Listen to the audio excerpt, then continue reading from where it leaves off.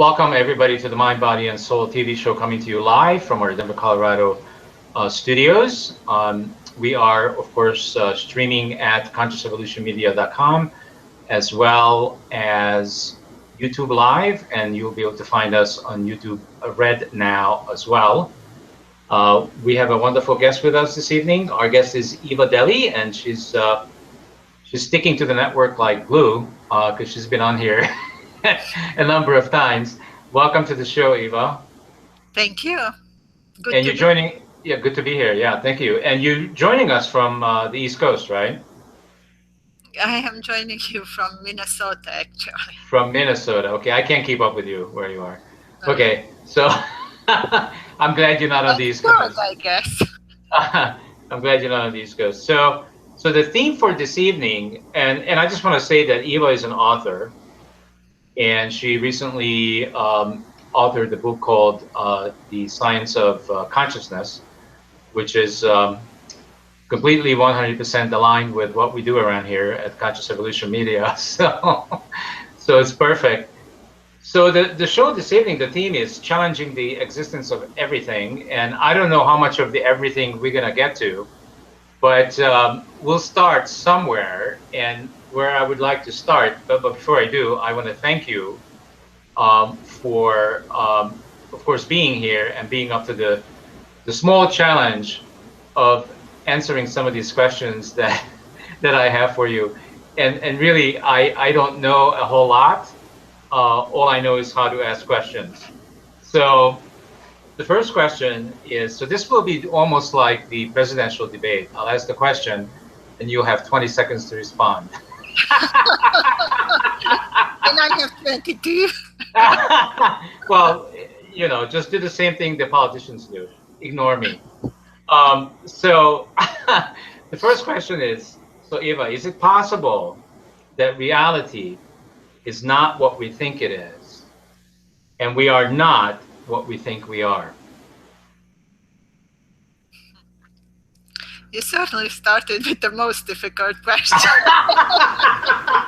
What did you expect? Or is this just a start and This is everything just the start. difficult This, after? this is level one. All right. So, well, this is probably a $1 million question. It's naturally, that is something you have to decide for yourself, or everybody has to decide for themselves.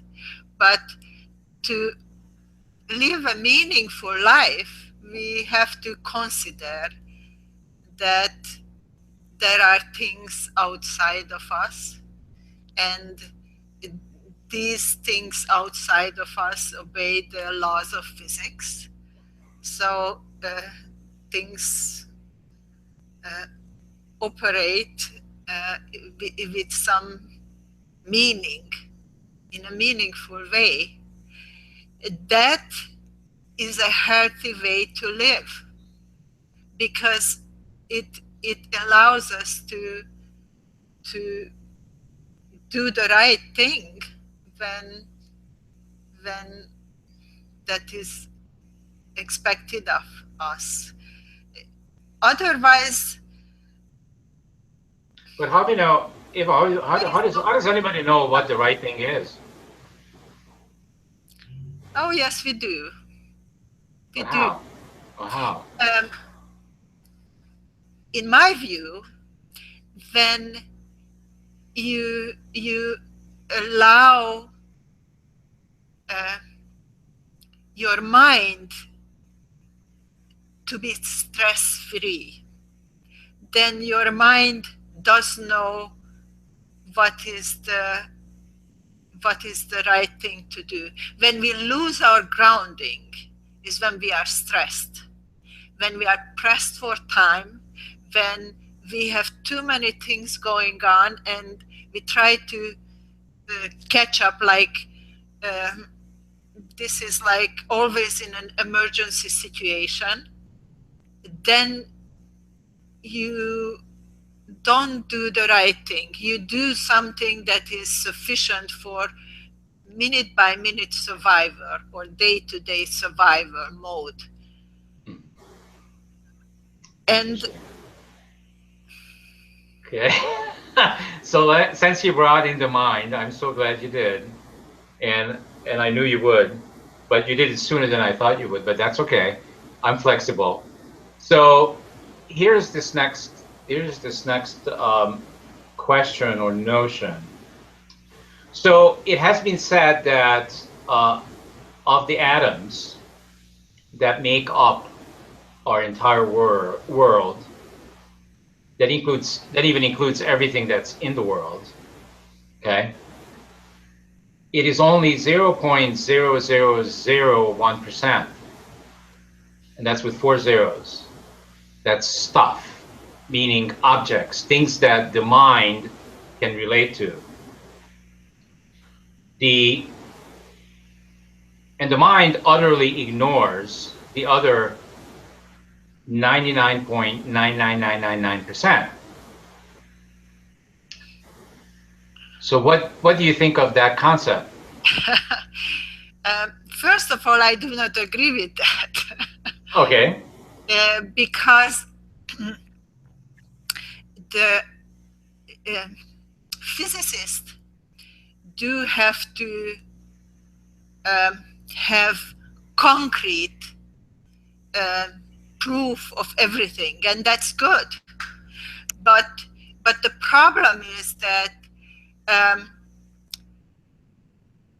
right now we have Einstein's general relativity that works brilliantly when we are looking at the solar system scale, but it doesn't work in bigger scale than that.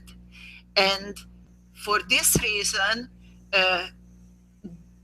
it was necessary to introduce new stuff to fill this universe so that things will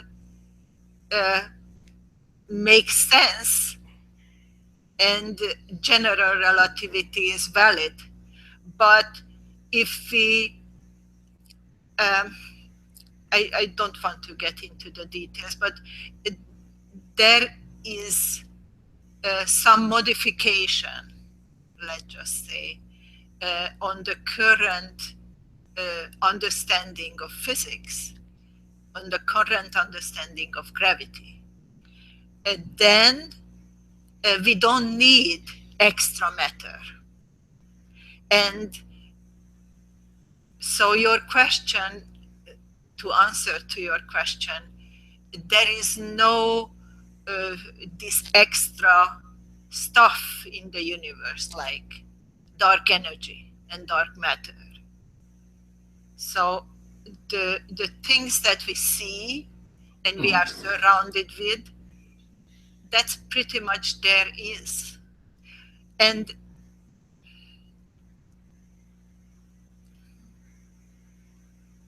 so okay, we can have more, that maybe gives more meaning to what surrounds us. Okay. So let's say, and I understand that you're disagreeing with what I just described regarding the 0.001% that the mind actually engaged with, and the rest of it ignores. But if that was, let's say that was accurate, or maybe sometime in the future we'll figure out that is accurate, and maybe it won't be, and I'm okay either way. But if it was accurate, then scientists, because they're human beings just like you and me, and you're a scientist as well, then they would only observe 0.0001% of everything that they're studying. And the other stuff we've been calling empty space, the 99.999%. So what if who we really are, what if what we've been focusing on, which is the 0.001%, which is what the mind is engaged with, and we do know that the mind filters everything, and what if who we really are And what we're really capable of is in the 99.999%. You just repeated the question that I already I already answered that was incorrect, that the question was incorrect. There is no that 99.99% stuff that you are talking about.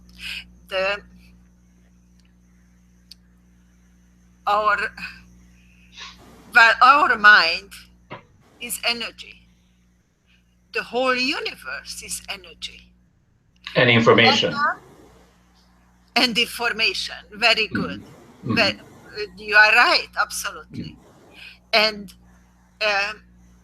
matter that we do see, that is just some surface. That's just illusion, if you will. That is just created by the mind. No, created by interaction. Interaction with what? Well, the particles everywhere, and we are part of that world. So we are also interact, and we do influence what's going on. But the world also influences us. So we are not some separate observer. We are part of the stuff that is out there. There is no the world and us. There is just one world, one universe, and we are part of it. If we like it or not,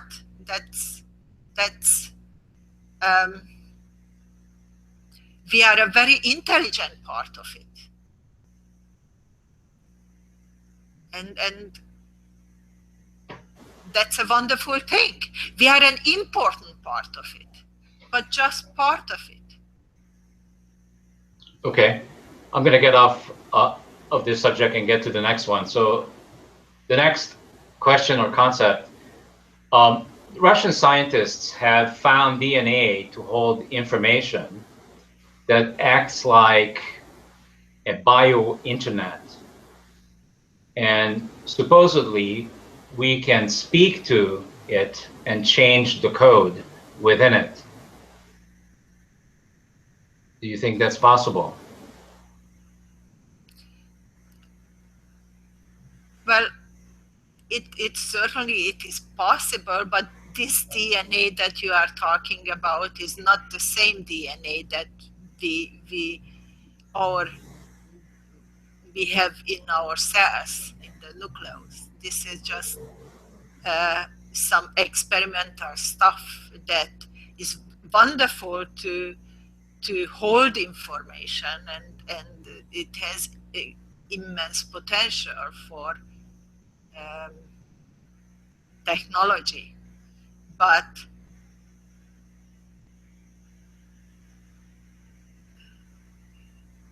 okay, next question. Yeah. Okay, so in 1991, Michael Talbot wrote a book called The Holographic Universe. And in this book, he describes that the universe acts like a holographic universe. And then he related that knowing and knowledge that the brain operates holographically. What do you think about that? I agree with that. Okay. The universe is a holographic universe, and the brain operates in a holographic way. Yes. Our memories, okay. Our concepts, the sensory information doesn't get to the cortex in its totality. We just get a holograph of what is out there. Our memories our sensory experience is sort of like a holograph of what is out there. So it does work as a hologram. Yes, I Okay. perfectly agree with that, and that's the same true for the universe. Okay. So if I connect the holographic universe, or DNA, which acts like a holographic bio-internet, Yes. to me, that pretty much adds up to very easily an illusion of a holographic light show. But I don't know how the DNA comes here in this. Um, could you clarify the question? As to how the DNA comes into this conversation? Well, to this question, I don't know if I understand the question correctly. Okay. So what I was doing is I was just connecting the what Michael Talbot found in his study regarding the holographic universe, and he's not the only one that's written or studied about this. There's a lot of people that now think that it is true that there is a holographic universe, and you said also that you believe it. And so if you're connecting the holographic universe that Michael Talbot is talking about, and the Russian scientists that did the study on the human DNA regarding acting as a bio-internet, which is just like the internet. So if it, and we know how powerful the internet is, if everything is connected like that, this could easily be interpreted as a holographic light show, meaning life itself. Since everything is energy and everything is light. Well, when I was talking about that the mind is holographic, I wasn't talking about DNA. That is different. I was talking about memories and the way the brain works. That really, when we have a sensory experience, then only the fraction of it reaches the cortex on which our sensory experience is based. So that is a holographic process, but the DNA that doesn't play part in this. How do you know?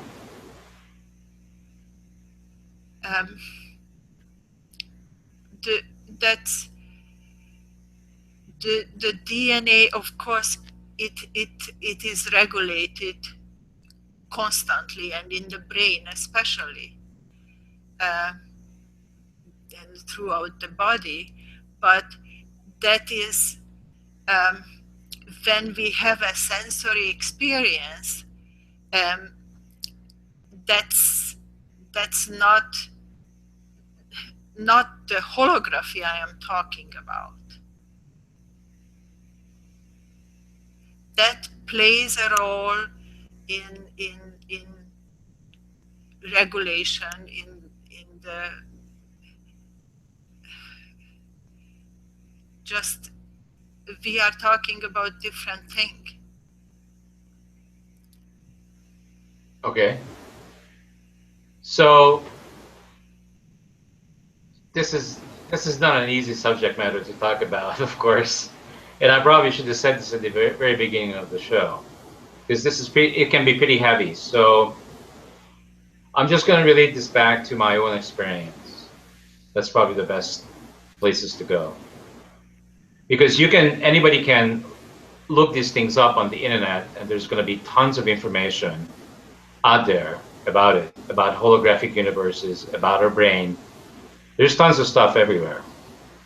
But maybe it's a better idea is for people just to ask these questions within themselves, which is what I do. So since I have proven this to myself, that my own brain really filters everything that's being sensed by my five senses. And I believe that it is possible, because I have proven it to myself, to go beyond what my brain has been filtering. Meaning there is stuff. And when I was talking about the 0.001%, I was talking about going beyond that, almost like, and I can't remember the title of the movie right now, but it's a female's name, where she's expanding her mind through some chemical that somebody has put some chemicals into her body, and it expanded into her body and created her mind to actually expand and not grow, but to expand what she's aware of, and it's given her powers that she has never had before, like being able to control matter, being able to connect to this, ultimately in the end of the movie, to this bio internet that I've been talking about, the universe itself, the energy itself. And the movie kind of ends with she's sending a text message to somebody's phone, and he's asking, "Where are you?" And she says, "I'm everywhere." And to me, that's the 99.999%. So maybe who we are is extremely powerful, but we don't want to accept that. We rather live with this limited capacity that our brain and our ego allows us to access. What do you think about that?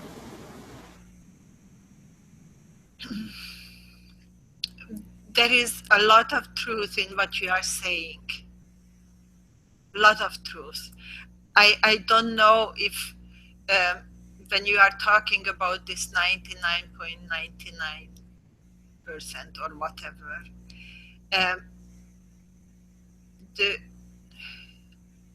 the universe nevertheless has an exact structure that and the wonderful thing, and I think the way we can relate to which each other are saying, or both of us are saying, is that the structure of the universe, this energy structure that we were talking about, and the structure of the mind, and even the operation of these two seemingly very different things are the same. So when we look at things outside of us, then we must recognize that it is still the same. So when we look outside, it is almost like we would be looking at inside of us. The mind and the brain throughout evolution was perfected in its interaction with the outside world. And in this interaction, it became a better and better mirror of the outside world, because it was able to respond better and better to stimulus. And so our brain is not only the mirror of the outside world, but even works with the same principles like the physical world or the universe. So what we are saying is, I think that this similarity in the universe, that is incredibly powerful. If we look at the universe, then what we find that the same energy structure is repeated in 3 different levels. The universe itself, the smallest particles that make up our material world that we are surrounded with, and the mind. And the fantastic thing that when we look at the dimensions of these things, the mind is just between the two. And so we can feel that we are everywhere, and that 99.99% is us, because it is structured the same, it operates the same. So we are the children of the universe because we are in the shape of the universe, if you will. But we are also the same shape as particles. And in my book, I talk in detail about this similarity. And if we recognize this, we do know better how the mind works. Because we hold on to relationships like gravity holds on to matter. When we know that, we know why we are pained when we lose somebody. Even if we lose our wallet, we are pained. Because this gravity, we are separating from something that we are holding on with our emotions. So that's painful. And so I perfectly understand what you are saying. And I think this movie that you were talking about and what I'm talking about approaches the same question from different perspective. But we come to the same conclusion, that we are related to nothing smaller than the universe. So, and how do we define the universe? How do you define that? How do we even understand what it is?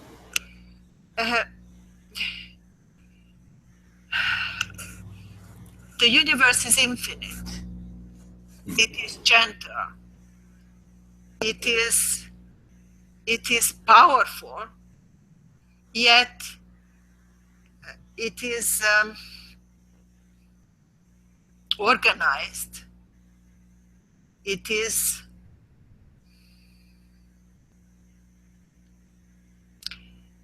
is governed by physical laws that dictate everything that occurs. And as you pointed out, it's made out of energy and information. That's the same thing that our mind is made out of: energy and information. So to me, what you just did with the words that you used, like it's powerful, how you describe the universe is how I would describe a human being.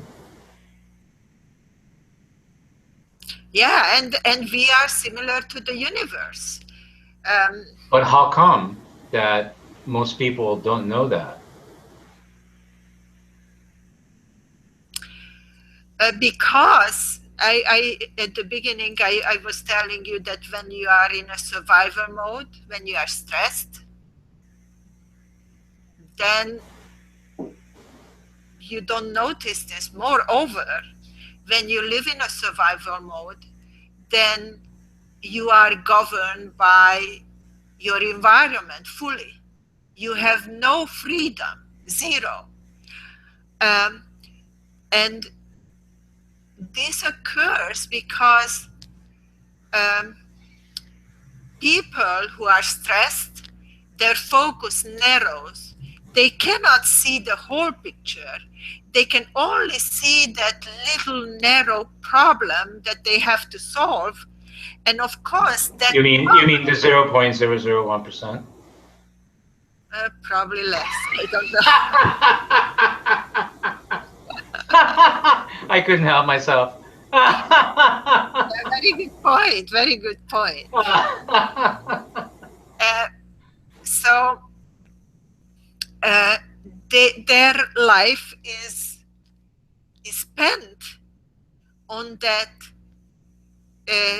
on solving the next obstacle, which was put there by the universe.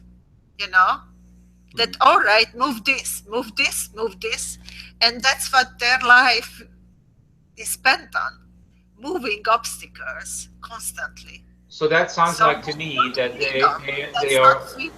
So that sounds like to me, and tell me if I'm off here.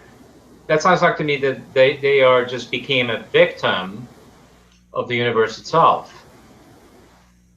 That they are basically the pawn of the universe. Yes. Tragic. Ouch. Ouch. Ouch.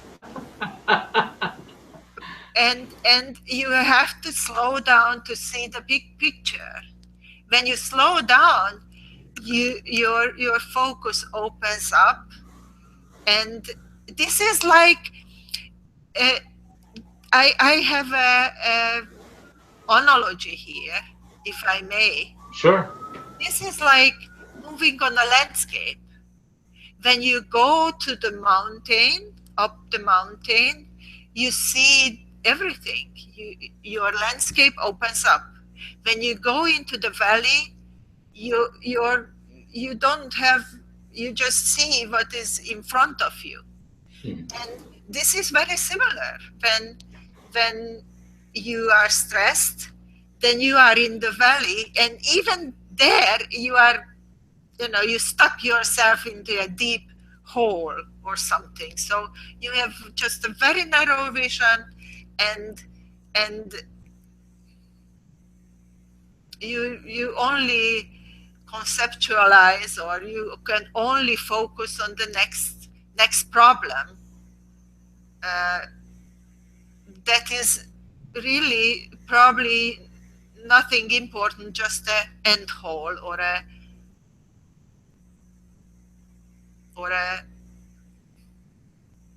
how to say, just a little bump on the ground. But for you, it appears to be a huge mountain and difficult to solve. So how do you reconcile this notion that you just described with that we are the creators of our own reality? Do you subscribe to that notion that we are the creators of our own reality? Whatever experiences we're experiencing, we are the ones creating it. It's not being created for us.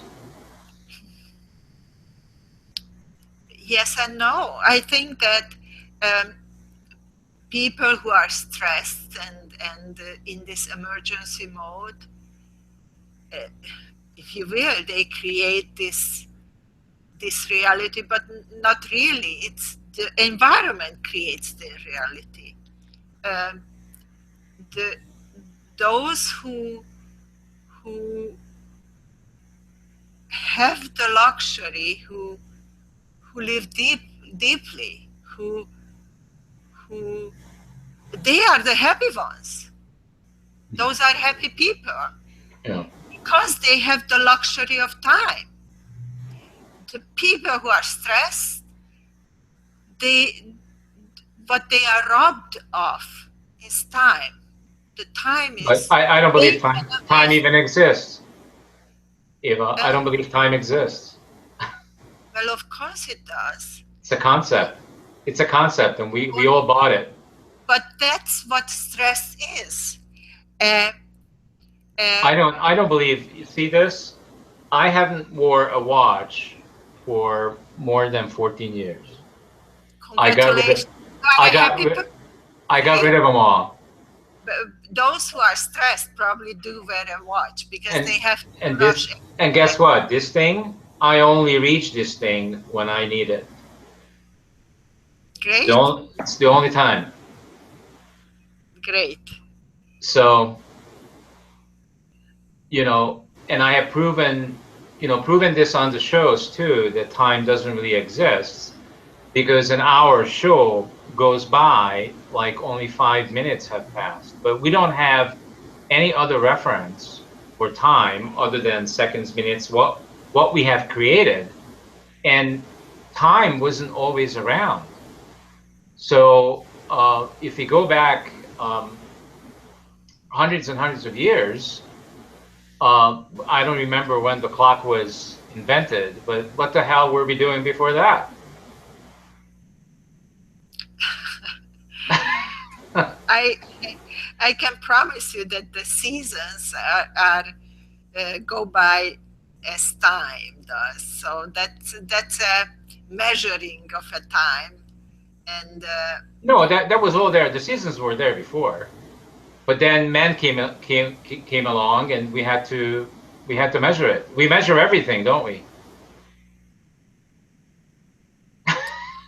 Really? Yeah, especially Americans.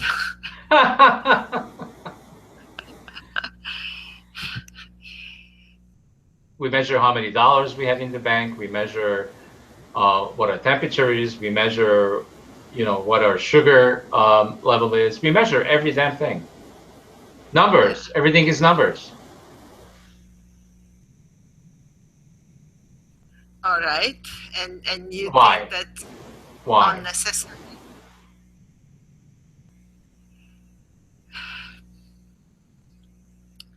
Well, it's human nature, I guess. Once you figure something out, you will measure it and compare it and decide which one is better, and we take what is better.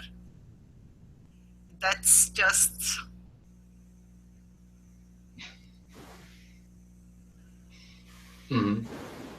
right. And this is better than the old phones, right? Nobody has an old phone before that all you could do with a phone is just make a call, which is what it was designed for. Then we created this, and now this thing owns human being. So I want to ask you about where technology is heading. The video games are becoming much more interesting to the younger generation and to most people than videos. So where a lot of money and effort is going into right now is developing video games where within a couple of years they'll get to a point where it will be as good as reality itself. Our current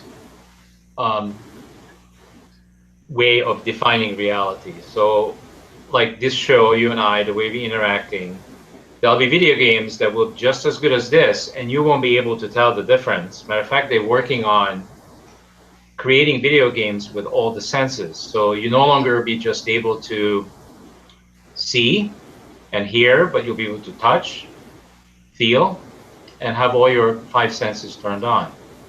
So where is that going to take us, Eva?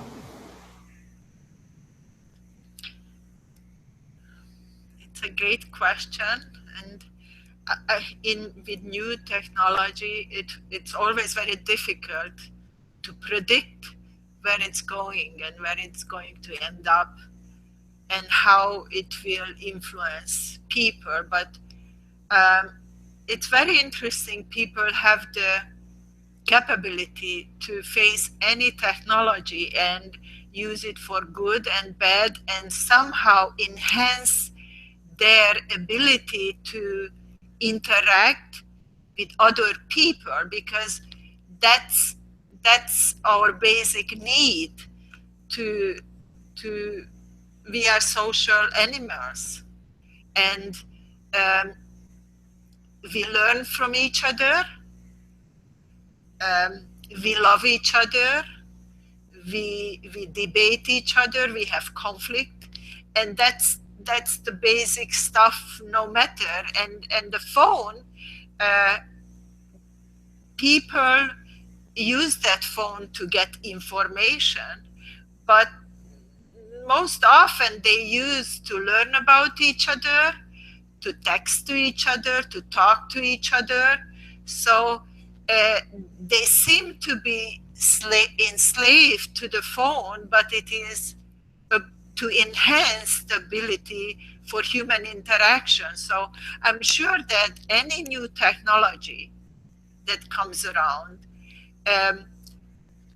initially might blow people, you know, it blows your mind because it can do this and that and that, but at the end it will be about interacting with people, not But let me ask you this: if there's going to be a virtual reality available where you can order your experiences, why would, because people now are addicted to this. It's pretty obvious, isn't it?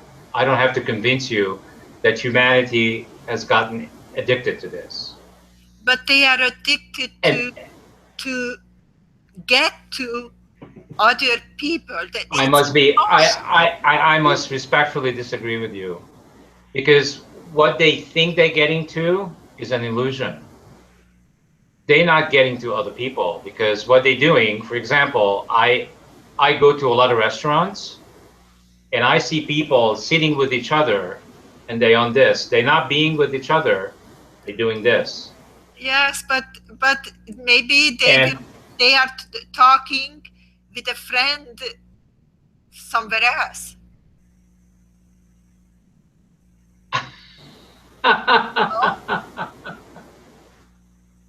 Really? No, I feel that people are hiding. They're hiding who they are behind this, because now they have this and they don't need to talk to people. They don't need to be with people. They can just text or post something or do something on the internet, and they don't have to be with someone, which is, to me, is very dangerous. The road that we're heading down. That social interaction, touching and hugging each other, dies out. In fact, I think it is more. If we go back 50 years ago, I think there was less touching and hugging. When young people, when they see each other, they hug each other because they have that contact because of that phone. They remain close constantly because of that phone. And if they graduate in 20, 50 years time, they will still keep in touch by Facebook or whatever else social media they will use. So it's before, when people graduated, they haven't seen each other maybe 10, maybe never. But now it is possible to keep in touch. So That's a good point. That's a good point. But there is a wonderful side to it, because you can move over the other side of the world, but your friends remain there with you. And when you go back, you don't feel that you grew apart. You will hug them because they remain just as close. Okay, so let me ask you this then. So when we have, and this is only just a couple of years away, we'll have the possibility to order up an experience in virtual reality. What will motivate people to actually be with their friends instead, when they can just order an experience, just like they can order a pizza, the kind of ingredients that they would like to have? What will motivate them to stay in the real world versus a virtual reality? It's a wonderful question, and And today, there are people who go to the internet and have pornographic or, you know, some weird desires. And there will be in the future too. And those people will be served much better in the future. But most of the people want real interaction. No matter how good that virtual experience is, it doesn't replicate the real human interaction, that unpredictability, that a human being, we cannot be fooled. We know that it's not real. No matter technology can, no matter how far it goes, it just always one step behind of our ability to recognize it as a fool, you know, as a fake. When they first introduced the movies, then they filmed these train engines moving on the track, and they were showing it on the film, and people scared run out of the theater. So this is not new. It is just one more step in that virtual perfection that started with that first movie. And we grow with that. Our mind just keeps step with it. You know, maybe we are one step behind, but not more. So no matter how perfect this virtual reality is, we still crave for real things. We are not satisfied. We want, a man wants a real woman, and a woman wants a real man, and a person wants a real friend, not some virtual something. So tell me then, why people go to drugs, drugs, and get addicted to alcohol, and get addicted to, go to all these substances, all these things, to get away from the real truth?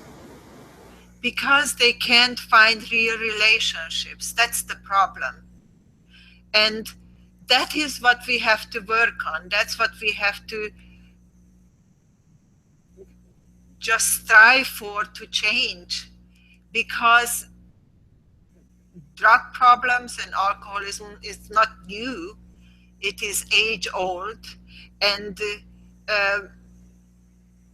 maybe we didn't recognize it so well. And maybe 1,000 years ago, people were working 14, 18 hours a day, and they didn't have time to recognize the problems in their lives, but I'm sure they did have them. Today we have that luxury, and now we can fill it with drugs and alcohol, but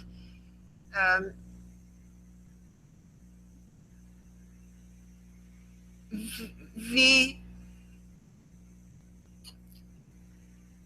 are part of the animal kingdom, and our emotions reflect that. But as people, we have another dimension to animals. We remember things longer, we carry hurt longer, the hurts that we experience longer. Our relationships are crippled because of that. And we cannot change it. We cannot step out. Parents cripple their children because that's what they learned at home as children. But it's possible to change. I believe that it's possible to change. And we can improve our relationships. We can teach our children better, because when we hurt others, eventually we will be hurt back. This is law. They call it karma, but it is scientifically supported thing, fact, law, whatever you want to call it. And this is a pain we force each other into.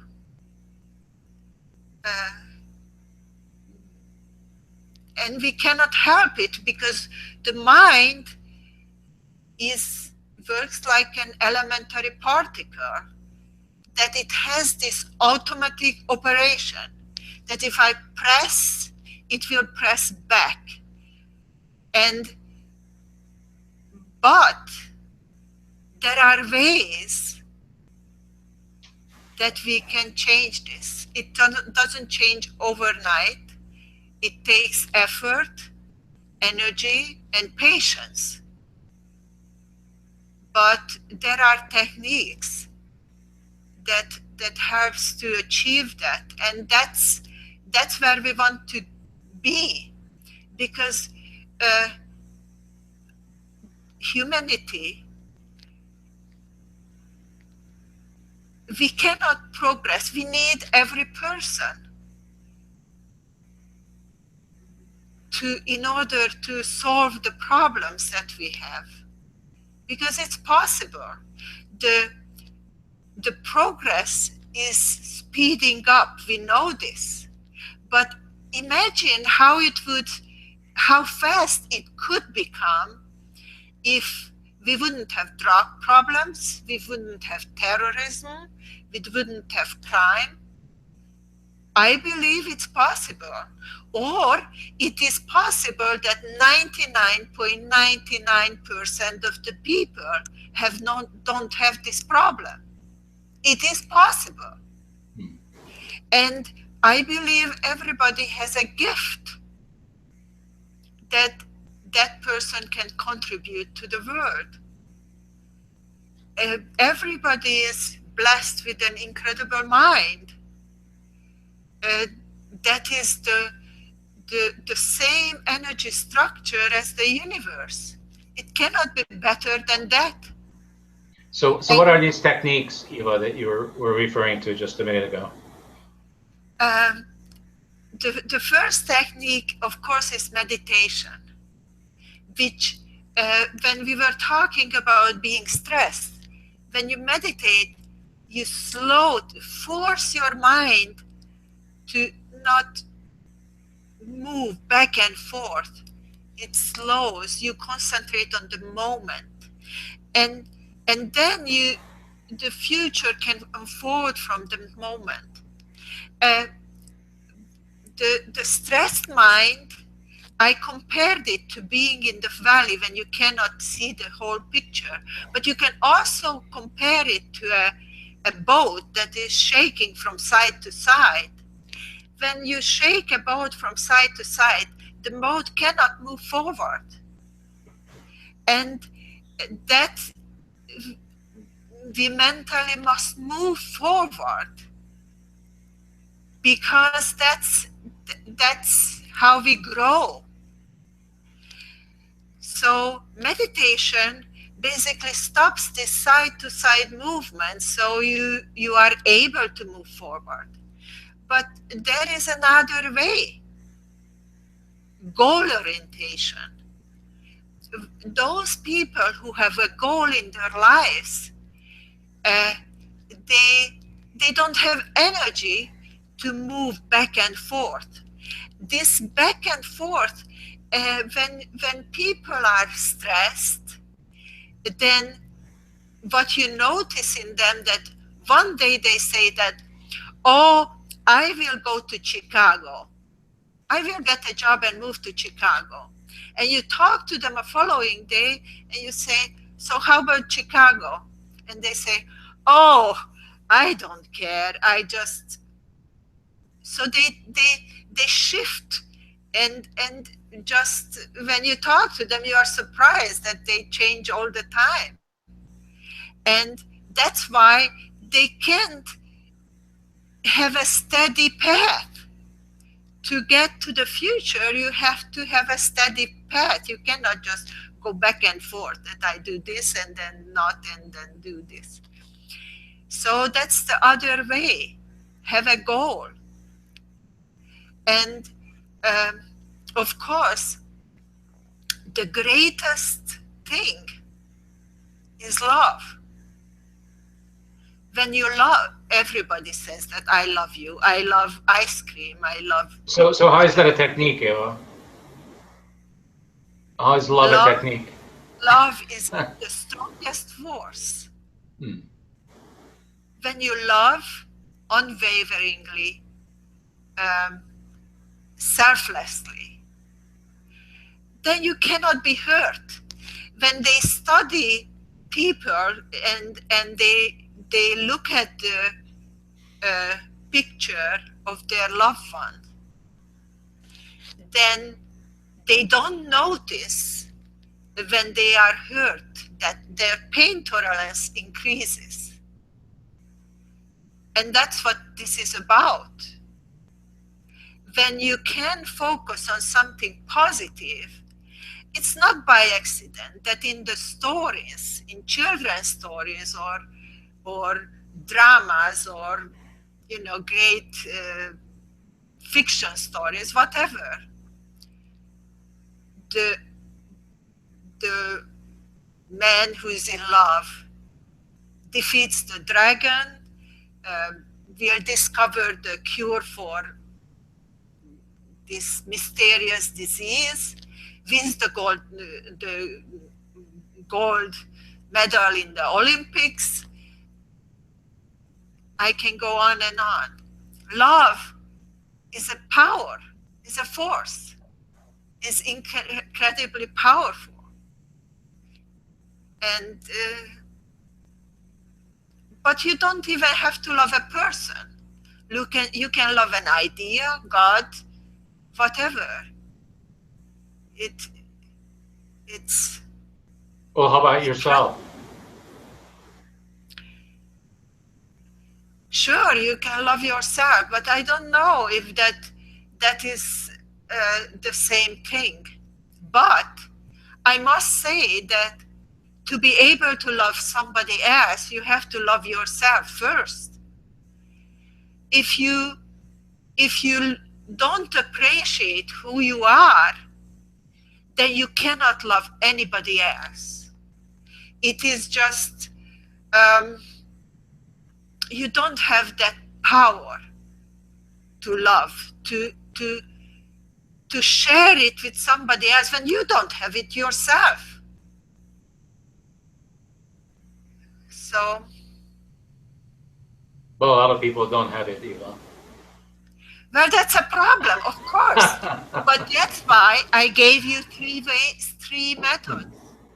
And somebody may be able to meditate, and some others may have to have a goal. And you cannot have a big goal at first.